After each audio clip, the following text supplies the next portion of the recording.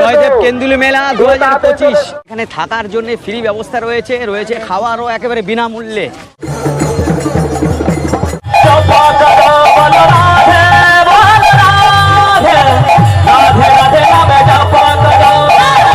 এরকম প্রচুর আখড়া রয়েছে।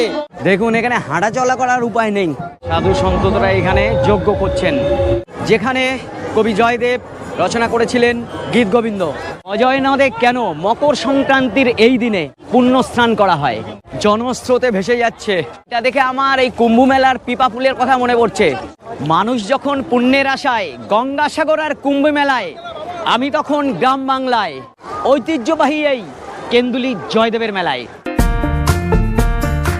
প্রায় 400 বছরের পুরনো বর্ধমান এবং বীরভূমের সীমান্তে অজয় নদের পাড়ে জয়দেব কেন্দুলি মেলা হয়ে আসছে। গীত গোবিন্দের রচয়িতা লক্ষণ সেনের সভাকবি পণ্ডিত জয়দেবের স্মৃতির উদ্দেশ্যে এই মেলা। প্রতি বছর মকর সংক্রান্তির পুণ্য স্নানের মাধ্যমে মেলার সূচনা হয়। চলে 3 থেকে 4 দিন। বাউল গান, কীর্তন, ট্র্যাডিশনাল খাওয়া দাওয়া এবং কেনাকাটায় লক্ষাধিক ভক্তের সমাগম হয়। আর এই মেলার যাবতীয় তথ্য তুলে ধরতে ভিডিও শুরু করছি বাড়ি থেকে।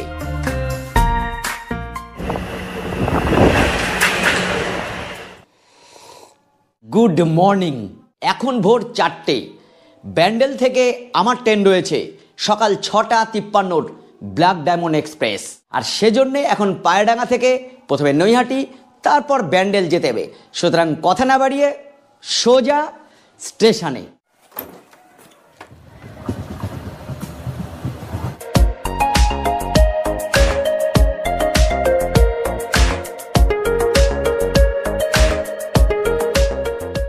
তো এসেছিলাম ব্যান্ডেলের বাইরে থেকে চাটা খেলাম।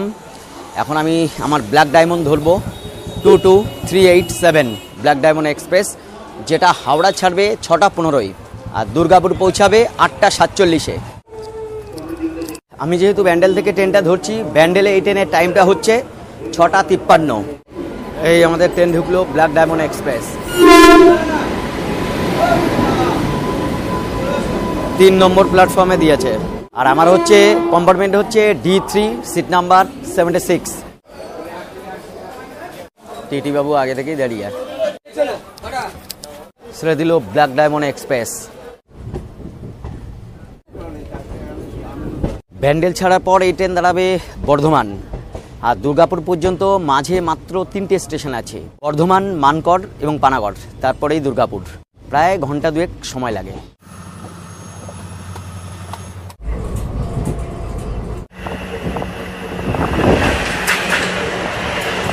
এবার জানিয়ে দিই এই ট্রেন ছাড়াও আর কী ভাবে আপনারা এই জয়দেব কেন্দুলি মেলায় যেতে পারবেন। রাঁচি শতাব্দী এক্সপ্রেস, গয়া বন্দে ভারত এক্সপ্রেস, হুল এক্সপ্রেস এবং পূর্বা এক্সপ্রেস ধরলে ভালো হয়। প্রত্যেকটা ট্রেনই সকাল 10টার আগে পৌঁছে যায়। তাছাড়া হাওড়া বা শিয়ালদা থেকে বোলপুর হয়েও যেতে পারেন। দূরত্ব এবং সময় একই হবে দুদিকেই। এছাড়া বাই রোডেও বিভিন্ন দিক থেকে জয়দেব কেন্দুলি মেলায় যাওয়া যায়।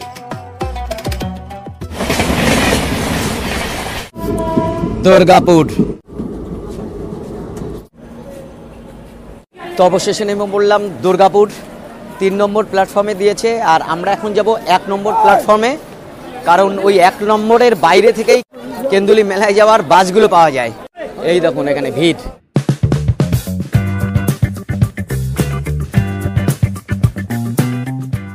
বাসগুলো আমি দেখছি এখানে এরকম জায়গায় দাঁড়িয়ে আছে। বাসগুলো কোথায় যায় এখনো জানি না, তবে ওইদিকে অ্যানাউন্সমেন্ট হচ্ছে।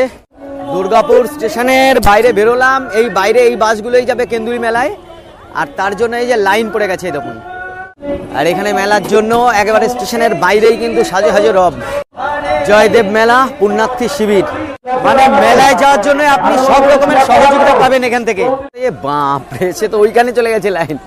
বিরাট আয়োজন, পুরো গঙ্গাসাগর থেকে কম না কিন্তু এটা। যাওয়ার আগে আমার কিছু খেতে হবে। বড় বড় 2টো পরোটা দিয়ে গেল, 30 টাকা বলছে। সঙ্গে হচ্ছে এই ঘুগনি। লাইনে দাঁড়িয়ে গেছি, এত ভিড়, এত মানুষ, মানে গঙ্গাসাগর থেকে কম না। আমার ধারণা ছিল না যে মেলা এত বড় হয়, এই জয়দেবের কেন্দুলি মেলা। আপনি কোত্থেকে এসছেন? আমি বেশি দূর না, রানীগঞ্জ। আর এইখানে লাইনে দাঁড়াতে হচ্ছে, সামনে দাঁড়িয়ে রয়েছে প্রচুর বাস, সেই বাসে উঠতে হবে আপনাদের এই লাইনে দাঁড়িয়ে। এটা অনেকটা ওই গঙ্গাসাগরে ভেসেলে লাইন দেওয়ার মতো। এখান থেকে 40 টাকার টিকিট, পুরো একেবারে ডাইরেক্ট মেলায় নিয়ে যাবে এই বাসগুলো। দেখি ওটা যাক। কোথায় বসবো? কত সময় লাগবে দাদা? এখান থেকে 25 থেকে 30 কিলোমিটার। আর এই বাসটা কোথাও মাঝে দাঁড়াবে না, ডাইরেক্ট একদম মেলায় যাবে।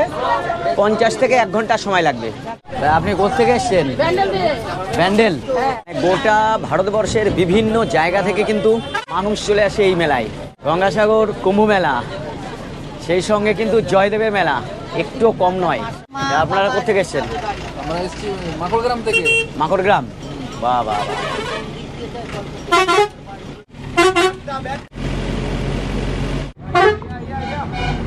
ঠিক যেভাবে আমরা দুর্গাপুর থেকে এলাম, একইভাবে আপনারা মেলার দিক থেকে ফিরে যেতে পারবেন। এখান থেকে এই ডিভাইডেশন দেখা যাচ্ছে। মেলায় পৌঁছানোর বহু আগে থেকেই প্রচুর ভিড়। সামনেই ভিড় দেখা যাচ্ছে, মানে মেলার প্রথম ঝলক। এইটা হচ্ছে বাসের পার্কিং, এই যে এই পাশটা। ওরে ভিড় বাবা! এই পার্কিং বাসের এরকম জায়গা থেকে আবার ফিরতে হবে আমাদের। পুলিশ প্রশাসন সবই রয়েছে এখানে। নেমে পড়লাম এই কেন্দুলি জয়দেবের মেলার মানে এপারে আমরা আছি। এই পার্কিংয়েই যা ভিড় দেখছি আর যে আয়োজন, মানে গঙ্গাসাগর আর কুম্ভুর থেকে একেবারে কম না। যাই হোক, এই দিক দিয়ে আমরা এখন হেঁটে যাব। অজয় নদী পায়ে হেঁটে পার হতে হবে, ছোট ব্রিজ। ওপারে গিয়ে মেন মন্দির এবং মেলা, পুণ্য স্নানও এপার ওপার দুদিক থেকেই হয়। এই যে এরকম গেট করা হয়েছে দেখুন, এই গেট দিয়ে প্রশাসন ছাড়ছেন আর সবাই হেঁটে এই দিকে যাচ্ছেন। একদম পার্শ্ববর্তী এই দেখুন, এইখানে বিভিন্ন ফটো দেওয়া আছে। আর মানুষ এরকম চাল দান করেন আর কি এখানে বিভিন্ন জায়গার থেকে এনে। মেলার ডেটগুলো বলে দিই। এই যে পৌষ সংক্রান্তি 14ই জানুয়ারি মেলা শুরু হচ্ছে, 14, 15, 16 এই 3 দিন মেলা থাকবে। কিন্তু এর পরেও আরও প্রায় দিন 10 মেলা চলবে। মানে সবাই আর কি বিরাট উৎসাহিত। কোথার থেকে এসছেন আপনারা? পুরুলিয়া।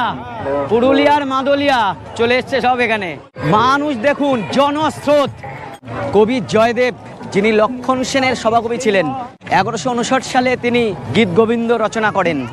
রাধা কৃষ্ণের প্রেম, বিরহ এবং মিলন, এই ছিল তার মূল বিষয়বস্তু। এইটা এখানকার একটা মূল বৈশিষ্ট্য। কালীমাতা, কালীমাতারই আমি বেশি মূর্তি দেখছি এখানে। এই এরকম গেট দেওয়া রয়েছে, প্রশাসন আর কি সেগুলো বেশ ভালোভাবেই আর কি কন্ট্রোল করছেন। এইবার আমরা চলে এসেছি এই অজয় নদ। সামনে অজয় নদ এবং তার দুদিকেই কিন্তু এই পুণ্য স্নান চলে।